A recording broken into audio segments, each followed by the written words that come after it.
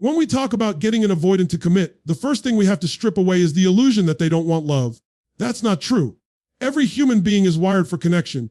We're built for it biologically, emotionally, spiritually. The avoidant isn't running from love. They're running from what they believe love is going to cost them. And that cost in their mind is too high. They associate intimacy with loss of freedom, loss of control, loss of the ability to breathe without checking in with someone else. So what looks like coldness on the outside is actually a defense mechanism designed to protect the most fragile part of their inner world. Think about it. When someone grows up in an environment where vulnerability was punished, or where opening up didn't feel safe, they start to equate closeness with danger. Their nervous system learns. If I let someone in too far, I get hurt. If I depend on someone, they might leave. If I open my heart, it could be crushed. So what do? They build walls. They value independence to the point where even the suggestion of deep emotional commitment feels like an attack on their identity. Now, here's the paradox, D. That same person still longs for connection. They still crave being seen, being understood, being loved. But they only feel safe in doses. It's like standing at the edge of the ocean. They want to feel the water, but they're afraid of being pulled under by the tide. And unless you understand that fear, unless you can look past the avoidance and see the wound beneath it, you'll misinterpret their behavior.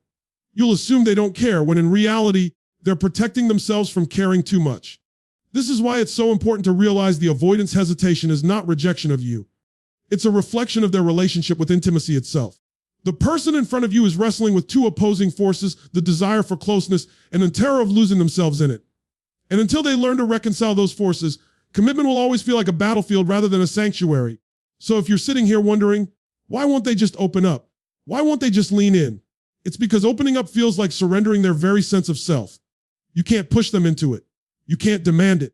The more pressure you apply, the more they retreat, because pressure confirms their deepest fear that love equals captivity. But when you begin to understand this psychology, when you stop personalizing their withdrawal, something shifts. You stop taking their distance as a verdict on your worth. You start seeing it as the echo of a story they've been carrying for years. And when you can meet that story with compassion instead of resistance, you create the possibility of a new narrative, one where commitment doesn't mean loss but partnership, one where intimacy doesn't mean suffocation but freedom and connection. The truth is avoidants aren't incapable of love. They're afraid of being consumed by it. And the moment they meet someone who can stand firm, who doesn't chase, who doesn't crumble at their distance, but instead offers steady presence, they begin to see that maybe love doesn't have to cost them their freedom. Maybe for the first time, love can expand their world instead of shrinking it. And that's the starting point.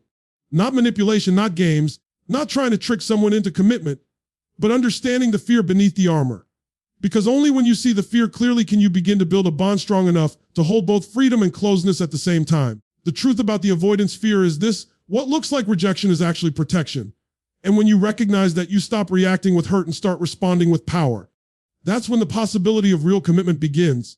Got it? Here's a natural 600-word expansion of key point twin height, creating safety without pressure, written in that Tony Robbins-style delivery, flowing seamlessly with the first point. If you want to understand how to move an avoidant closer to commitment, you have to recognize that safety is everything. Not safety in the physical sense, but safety in the emotional and psychological sense.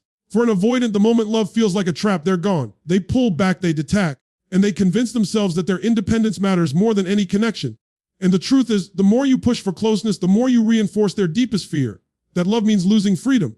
Now, here's the paradox that most people miss: the avoidant doesn't need less love, they need love that doesn't demand. They need connection without suffocation, intimacy without pressure. When you show up with energy that says, I choose you, but I don't need to control you, that's when their nervous system begins to relax. That's when commitment starts to feel like an option instead of a prison sentence. Think of it like this. Imagine a bird in a cage. If the bird believes that stepping closer to you means being locked away, it won't come near. But if you open the door, if you show that closeness doesn't mean captivity, the bird begins to choose connection on its own terms. This is exactly how the avoidant experiences love. The more you grip, the more they resist. But when you offer space alongside your presence, you invite them to step in willingly. Most people sabotage this dynamic because they're operating out of fear themselves. They sense the avoidant pulling back, and what do? They chase harder. They demand reassurance. They apply ultimatums. Commit to me or I'm gone. And while boundaries are important, when they're rooted in desperation rather than strength, they come across as control. And nothing sends an avoidant running faster than the feeling of being controlled. So what's the alternative? It's about creating a different atmosphere. One where the avoidant doesn't feel like they have to give up themselves to be with you. You communicate clearly but calmly. You show that your love is not contingent on them meeting your timetable. You demonstrate consistency without clinging. And most importantly, you embody the truth that you are complete with or without them. because that truth removes the pressure. It tells the avoidant, I'm here because I choose you, not because I can't survive without you. Here's the magic: when you remove pressure, when you create emotional space, you actually give the avoidant something they're not used to feeling: trust. And trust is the foundation of every commitment. They start to see that being close to you doesn't mean sacrificing their independence. They start to realize that love doesn't have to feel like an invasion. It can feel like a partnership. And this doesn't mean you accept breadcrumbs. It doesn't mean you lower your standards or silence your needs. It means you deliver your truth without force. You say what you want, you live in alignment with it, but you don't try to bend or break someone into giving it to you. You hold your ground with dignity. That energy alone communicates safety, because the avoidant is watching constantly to see if you'll collapse under your own fear. When you don't, you show them a model of strength. And that strength is what makes commitment possible. At the end of the day, people don't commit because they're forced. They commit because they choose. And the only way to get an avoidant to choose you is to create an environment where commitment feels like expansion, not limitation. That's the truth. And here's the line I want you to hold on to: pressure repels, but safety attracts. Always perfect. Let's expand key point 30, the power of consistency and emotional grounding, into a full 600-word segment, keeping the rhythm flowing from the first 2 points and maintaining that Tony Robbins style energy. If you've been listening closely, you'll notice a pattern forming. First, we understood the fear beneath avoidance. Then, we talked about how creating safety instead of pressure begins to open the door. But once that door is cracked, what determines whether it stays open? It's not grand gestures, it's not emotional fireworks. It's consistency. It's the energy of stability. Avoidants don't commit because of intensity, they commit because of reliability. And here's the truth. You could be the most exciting, magnetic person in the world, but if your energy feels unpredictable, if one moment you're hot and the next you're cold, you're confirming the very instability they're running from. Their mind says, see, this is exactly why I need to protect myself. This is why I can't let someone get too close. Think about how powerful consistency is in every area of life. If you want to build a body, it's not the one workout that changes you. It's showing up every day. If you want to build wealth, it's not one lucky investment. It's the discipline of saving and compounding over time. The same principle applies to relationships. Emotional grounding is the compound interest of intimacy. It's the thing that over time communicates, I'm safe, I'm solid, I'm not going to collapse when you pull back. I'm not going to lose myself in the chaos. And here's where most people go wrong. They mistake intensity for intimacy. They believe that passion drama, high highs and low lows mean love is real. But for an avoidant, that volatility is terrifying.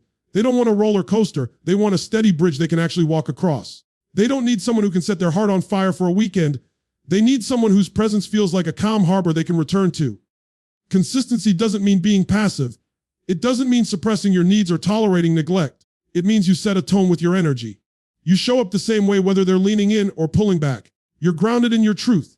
You know who you are. That's what dismantles the avoidance fear.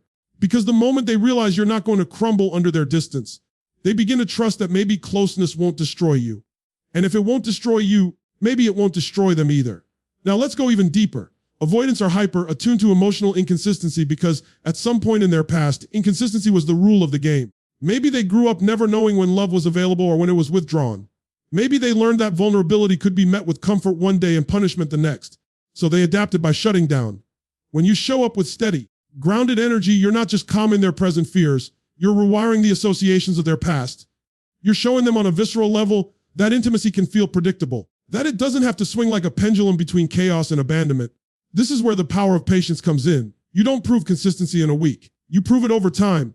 You demonstrate it through alignment. Your words match your actions, your emotions match your presence, and your presence matches your intentions. And the avoidant feels that. Slowly their nervous system recalibrates, slowly the walls begin to soften. It's like water wearing down stone. Not dramatic, not flashy, but unstoppable. That's how consistency works. It's the antidote to fear. It's the proof that intimacy doesn't have to equal instability. And once the avoidant sees that, commitment stops looking like a threat and starts looking like the very thing they've been searching for all along. So remember, this intensity may spark attraction, but it's consistency that builds trust. And trust is what makes commitment possible. Absolutely, let's bring it home by expanding key point 4 days, shifting the focus from changing them to changing you into a seamless 600-word segment that builds naturally on the first 3 points. Up to this point, we've unpacked the psychology of avoidance. We've seen how fear drives it, how safety opens the door, and how consistency allows trust to grow. But here's the final truth most people don't want to hear. You cannot make an avoidant commit. You can't bend their will, you can't force their timeline, and you can't convince them through arguments or ultimatums. The harder you try to change them, the more you lose your own center. And once you lose your center, you lose your power. This is where everything shifts. The real breakthrough comes when you stop focusing on changing them and start focusing on you. Because the reality is, you don't need to fix their fear to have a healthy relationship. You need to raise your own standards, get clear on your boundaries, and decide whether their capacity aligns with your vision. That's where freedom begins, because instead of waiting for them to choose you, you're actively choosing yourself. Now, this is not about giving up or walking away the first time someone pulls back. It's about recalibrating your mindset. If you're constantly measuring your worth by how close they stand or how quickly they commit, you've given away all your leverage. You're living reactive instead of proactive. And real love, requires power on both sides. When you reclaim that power, when you demonstrate that your fulfillment doesn't hinge on their behavior, that's when the avoidance perception begins to change. Why? Because paradoxically, the very thing they fear, the loss of freedom, becomes irrelevant when you embody freedom yourself. When you communicate, I'm here because I want to be, not because I have to be. You show them that your love is a choice, not a trap. You stop chasing and start attracting. And that energy is magnetic. It doesn't just shift the dynamic, it transforms it. And here's the deeper layer. Sometimes focusing on you means recognizing when their pace is incompatible with your needs. It's about being brave enough to walk away if the relationship cannot meet your standard of fulfillment. That decision isn't about punishing them or proving a point. It's about aligning your life with the truth of what you deserve. Because the moment you raise your standards, you automatically filter out dynamics that drain you, and you create space for dynamics that can actually support you. Ironically, it's often in that moment, when you stop clinging, stop trying to convince, and start living fully, that the avoidant realizes your value. Because what they truly fear isn't commitment itself. It's the loss of connection with someone who stands strong. When they see that you won't collapse, when they feel the weight of your independence, they begin to understand that commitment to you doesn't mean being consumed. It means stepping into something bigger than fear. And if they don't, that's your answer and that's your freedom. Either way you win, because you're not stuck in limbo, waiting for permission to live fully. You're already living it. You're already whole.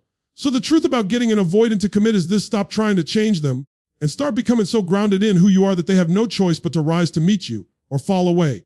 Both outcomes set you free. And if you remember nothing else from this conversation, remember this: the most powerful commitment is the one you make to yourself. When you embody that, every other commitment becomes possible.